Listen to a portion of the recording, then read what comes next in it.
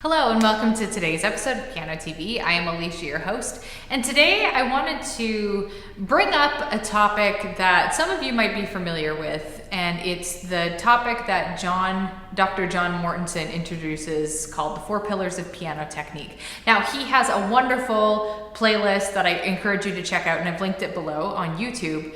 But I'm going to do kind of like a condensed summary of it here, and I'm also going to share some of my thoughts on wrist rotation and things like that in my experience with teaching and having that in the studio. But definitely check out his. It's an hour and a half of content. This is going to be like a 10 or 15 minute video, so just designed to give you an overview and kind of like a little bit of a review too. So great stuff. Let's get started.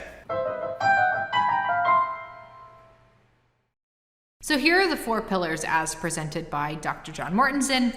I'm going to just briefly overview them now, and then we're going to talk about each in turn. So the first is structure, which is the basic shape of the hand and the arm. Centering, actually I don't like what I wrote down there, body aligned with what you're doing in the moment at the piano. It's more how you position your hand at the piano. We'll talk about it. Rotation is when your forearm revolves without moving the individual fingers. And then we have grouping and surfacing.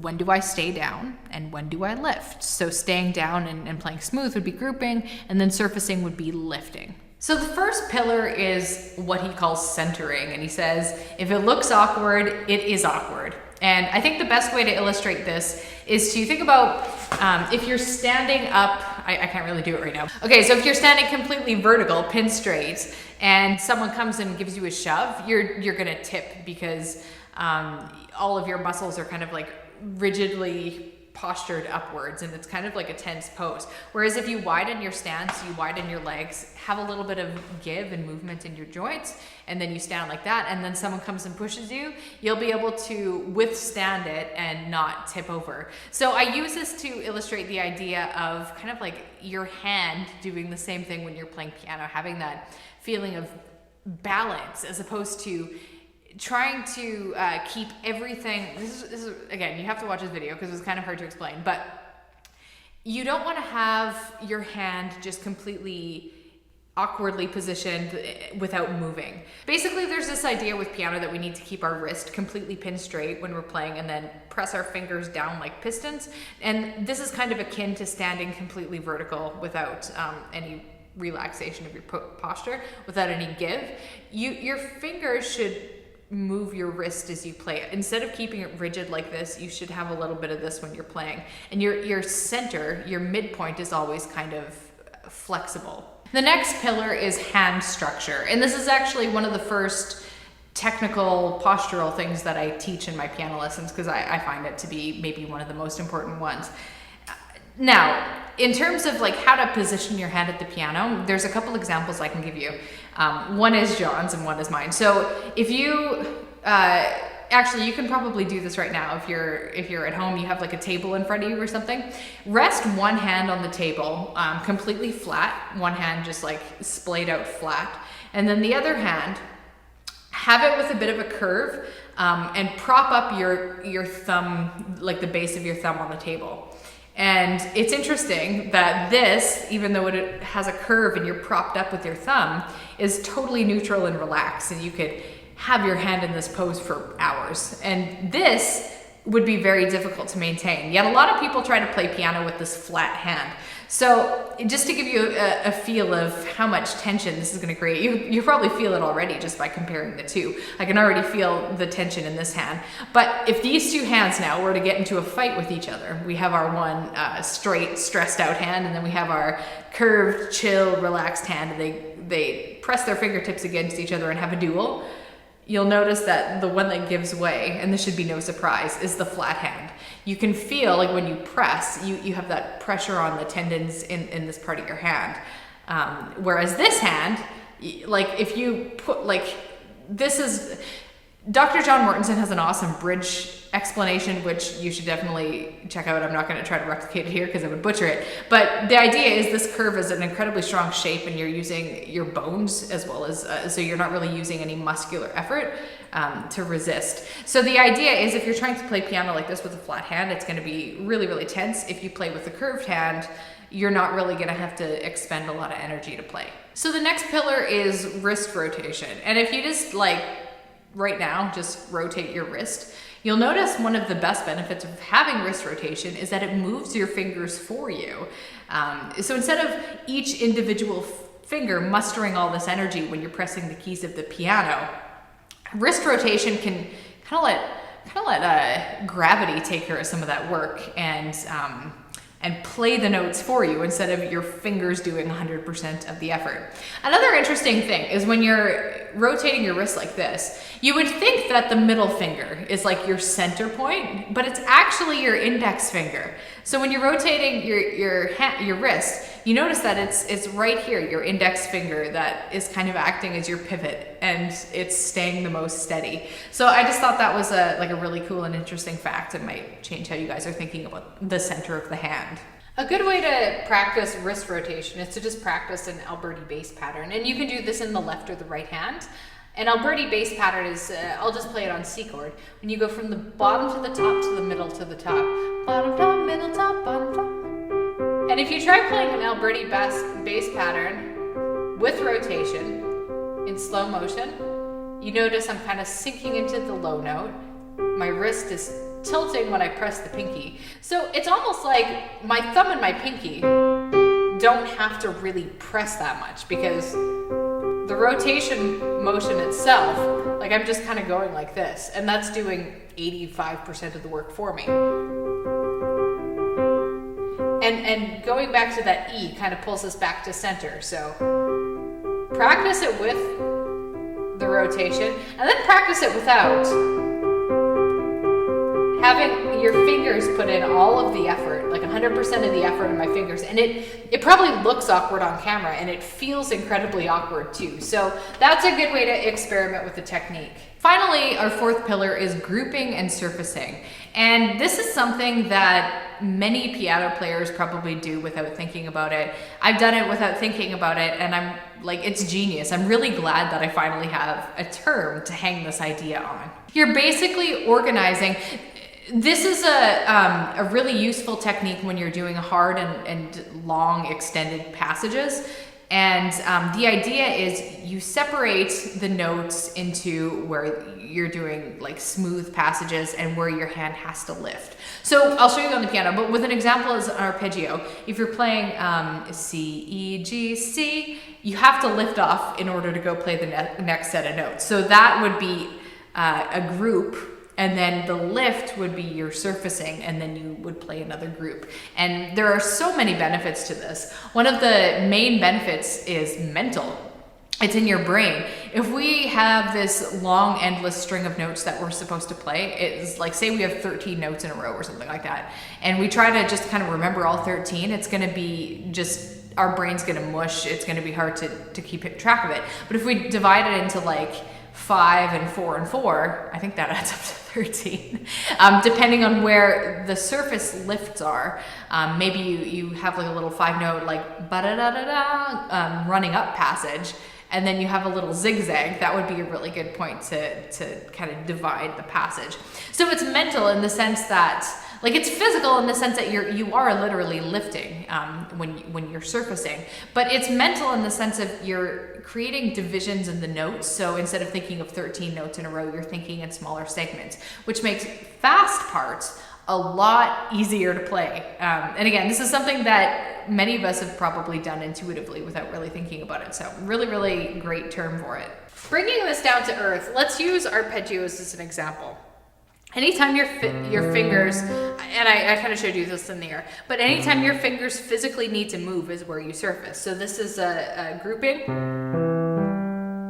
all the way up. So I'm doing a left hand C arpeggio, grouping, and then I physically need to move my hand in order to play the next set of notes. I could do this like awkward cross, but it's a lot more comfortable to have a little skip in the sound and keep my fingers level. So this is my group, that's my surface, and then I have another group when I play that arpeggio. And then I'm thinking about it as a series of 4 notes, and then 3. So I'm going 1, 2, 3, 4, 1, 2, 3. So when I put it together as one swift motion, it's a lot easier to do.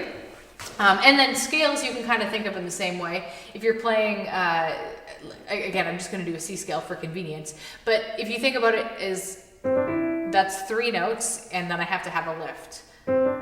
It's like a little thumb hop more than anything.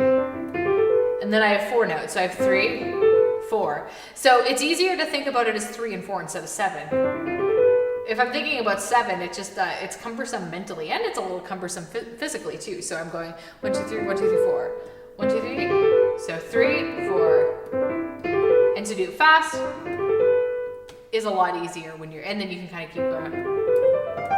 keep going indefinitely with that. So first off, I want to mention that these 4 pillar techniques aren't things that I've been teaching in my studio until more recently. Things like wrist rotation and stuff, I had some comprehension of, not anything specific, but depending on what I was seeing in my studio with like weird hand shapes or postures, we would diagnose that. So it's not like I didn't teach it at all, but I really didn't think about it too much. It was one of those things that I've just always kind of assumed would solve itself, because I see it solve itself. Lots of students just pick up on this naturally without having me intervene. So what I'll see is, like, maybe for a couple years when a child is learning how to play the piano, they might have like these awkward fingers, or their pinkies are lifting or things like that. But as they get a little bit older, it all just kind of falls into place without having me having to teach it. So that's how I've done it till now, rightly or wrongly, probably wrongly to some extent. My biggest reason that I still, even now that I've learned these techniques, I still don't think that it's a good idea to get really detailed with things like wrist rotation in the early days, especially with children, but with adults too, and I'll get to that. Because kids need a series of small wins. When you first start piano, there's like a million things to learn, and it can be really overwhelming. So my focus on those first few lessons is to kind of keep things fun, because sometimes kids get stressed out when they're doing so many new things and there's so much to remember, that to me it's kind of like getting into wrist rotation. Oh, that pinky's flying in the early lessons is kind of like the tipping point. It might be the thing that really frustrates them. So I allow them to have some early wins. They figure out a few notes on the piano, they figure out how to play a few passages, a few pieces, things like that, before really spending any time at all on postural things. I do spend about 5 minutes in the very first lesson coordinating them with how to sit at the piano and how to generally hold their hands at the piano. We talk about the idea of like, pretend you're holding an orange in your hand to get that curve, but we don't do anything beyond that. We teach in piano things like note reading in stages. It's progressive. So when someone comes into my classroom and they want to read notes, that I don't just say, hey, it's your first lesson, here's every single note, have fun. We usually start in a small position, like C position or something like that, for those of you familiar with Alfred, where you're only doing 5 notes, and that's what you start with. And maybe you're doing bass clef notes too, so your full range of notes that you're learning at that time is 10 notes total. And then as you get comfortable with that, we add more notes and the scope widens over the next year or two. And that's kind of how I feel is the best way to approach things like the 4 pillars of piano technique. With adult students, the tendency is to get into this kind of like analysis paralysis funk, where you spend all this time learning about like all the right ways to play piano, and you watch hours of video and stuff like that. I kind of talked about that in the last video too. I feel like I'm shutting down YouTube, but I'm not. I'm obviously in support of it. But you can spend all this time learning, so that when you get to the bench and you try things out, you're trying to remember 1,000 things in your head all at once. Instead of just saying like, okay, today I'm just gonna work on the notes on the staff, you're thinking like, oh, I need to get the like rhythm perfect notes on the staff. Here's the dynamics there. Oh, is my wrist like wrongly positioned, or my fingers wrongly positioned? And that creates a lot of anxiety. So instead of feeling like, hey, I learned some notes today, when you sit down and play, you're like, hey, I was probably doing a whole bunch of things wrong, but I don't quite understand what.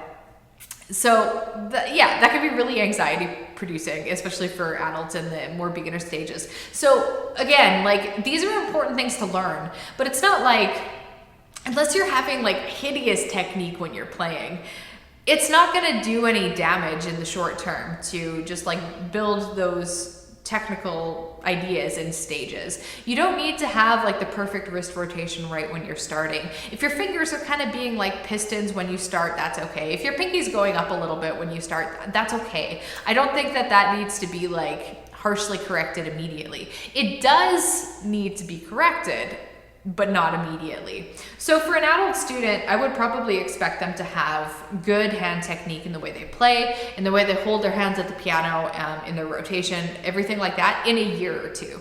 So that's a fairly significant amount of time. It depends if you're like really casual with it or if you're a hyper motivated, serious student. But I don't see the point of getting into it. Otherwise, it's just like too intense. Again, there's a million things to learn when you're first starting piano that I feel like we can kind of build up our knowledge of this in stages. So if you are a beginner, everything that I'm talking about today are things that you can keep in mind, but try not to get too hung up on it. Ultimately, your goal is to have a nice relaxed hand shape where your fingers remain close to the keys without kind of flying up like that. But if that's happening to you, it's okay. Like in the vast majority of cases, it resolves itself without any intervention. So if you're mildly aware of it and maybe every day you do a few 5-finger scales or things like that, 5-finger scales are great to correct hand position issues. It allows you to practice keeping your fingers close to the keys. Da, da, da, da, da, da, da, da. There's a nice slow swing, wrist motion that you can practice with it. That's all. Like you'll figure it out. Don't get like too hyper focused on it. And if you have been playing for a year or two and you want to really start nailing this and improving the sound of your playing, then this is the point in which I would recommend learning more nuances with rotation and so on and so forth. So anyway, John Mortenson's videos are excellent. And again, don't get overwhelmed with it if you're a beginner, but it is an interesting thing to know. Just beware of analysis paralysis for you adult students who are watching. As a personal example, I think that learning happens the best when it's also the easiest. I'd like to give you that personal illustration.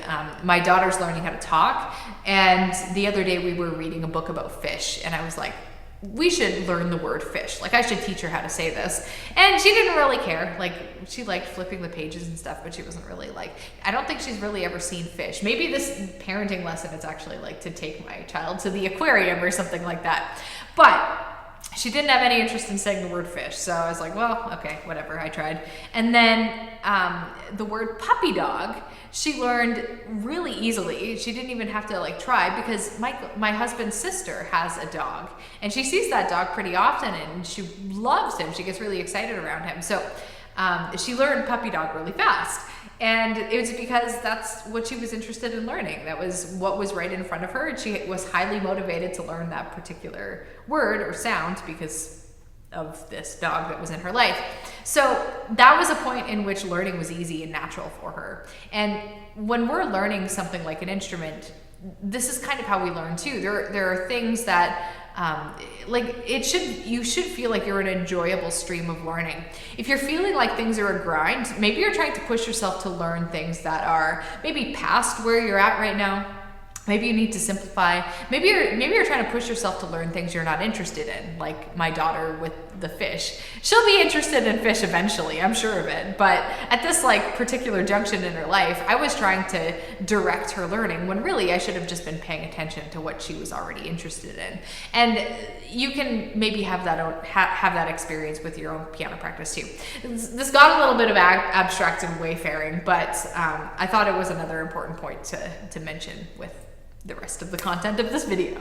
Thank you so much for watching today's video. As I said, if you want further information, definitely check out what Dr. John Mortenson has to say. He's hilarious. There was a few times when I was watching his videos where I actually laughed out loud and I was sitting alone by myself. So he's very knowledgeable and very entertaining. I also want to note that this video was a request from one of my Patreon supporters, Ilay. So yeah, you can come check out what we have to offer on Patreon, including the ability to send requests my way and have me actually make those videos eventually. So anyway, thank you so much for watching today's video. I hope you guys are having a great week and I'll catch you in the next one. Bye guys.